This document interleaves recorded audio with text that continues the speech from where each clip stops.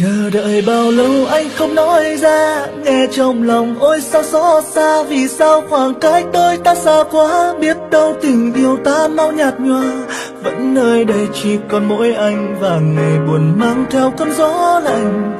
Bao thử thách vẫn ở phía trước, liệu rằng ta có vững bước vượt qua. Chỉ là vài câu yêu thương thế thôi, bao đêm dài nghĩ cay đắng môi. Chỉ biết lặng im ơi sao bối rối, dẫu cho giờ con tim rung động rồi.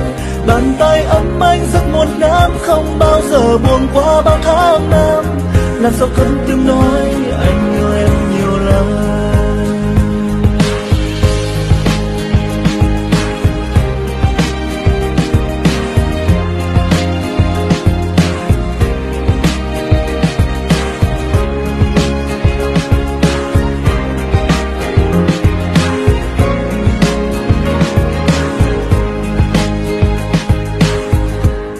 Một lời anh chưa thể nói với em, chúng ta quen nhau lâu rồi.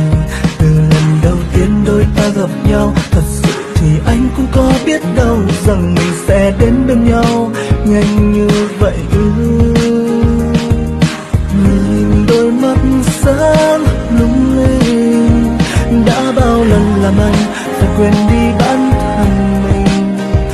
Dù trời mưa rơi hai đứa hai nơi, nhưng em vẫn mang cho anh cảm giác ấm êm và xua tan hết trời vơi. Chờ đợi bao lâu anh không nói ra, nghe trong lòng ôi sao xót xa. Vì sao khoảng cách đôi ta xa quá, biết đâu tình yêu ta mau nhạt nhòa. Vẫn nơi đây chỉ còn mỗi anh và ngày buồn mang theo cơn gió lạnh.